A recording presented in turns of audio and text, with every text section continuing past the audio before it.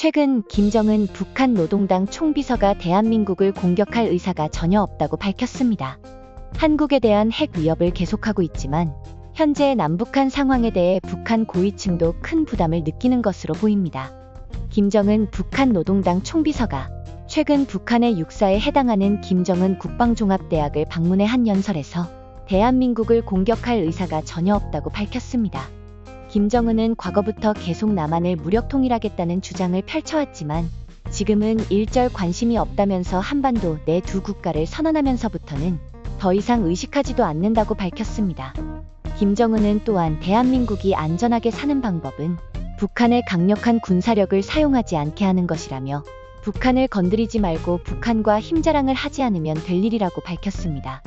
또한 김정은은 윤석열 대통령의 국군이날 기념사에 대해 언급하며 현명한 정치가라면 군사적 충돌이 일어나지 않도록 상황관리 쪽으로 더 힘을 넣고 고민할 것이라고 주장했습니다. 김정은은 그럼에도 적들이 북한에 반하는 무력 사용을 기도한다면 핵무기 사용은 결코 배제되지 않는다고 밝히면서 대남 핵위협을 이어나갔습니다. 핵무기가 사용되는 상황에서 생존의 희망을 거는 것은 부질없는 일이며 신의 보호도 대한민국을 지켜주지 못할 것이라고 위협했습니다.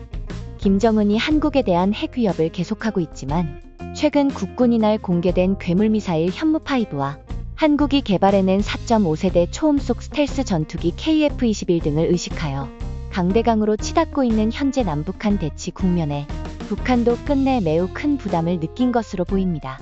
그럼에도 불구하고 우리는 한 가지를 명심해야 하는데요. 바로 손자병법에도 명시된 화전양면전술입니다. 앞에서는 평화를 이야기하면서 동시에 뒤에서는 전쟁을 준비하는 전술입니다. 대표적인 예로는 나당전쟁 당시 신라가 취했던 전략을 들 수 있는데요. 신라는 당나라가 차지한 지역을 공격하거나 고구려 부흥군을 지원하면서 한편으로는 당나라에 사죄사를 보내는 등 당나라의 판단을 혼란스럽게 해 시간을 벌고 전쟁을 유리하게 진행했습니다. 또한 현재 북한을 만들었다고 해도 과언이 아닌 소비에트 연방공산당 중앙위원회 초대 서기장 이오시프 스탈린은 다음과 같이 말했습니다. 어떤 나라의 외무장관이 평화협정에서 목숨을 걸고서라도 세계 평화를 지키겠다고 말한다면 그 시간에 본국에서는 최신 군함과 전투기들을 만들고 있다고 보면 된다. 또한 2023년에 하마스가 이스라엘과 전쟁 준비할 때도 쓰였던 전술입니다. 대한민국의 평화와 발전을 위해서는 북한에 대한 무조건적인 믿음은 결코 득이 되지 않을 것이라는 걸 상기하면서 믿을 수 있는 건 객관적이고 강력한 군사력이라는 걸 다시 한번 명심해야 합니다. 영상 시청해주셔서 감사합니다. 구독과 좋아요는 영상 제작에 큰 힘이 됩니다.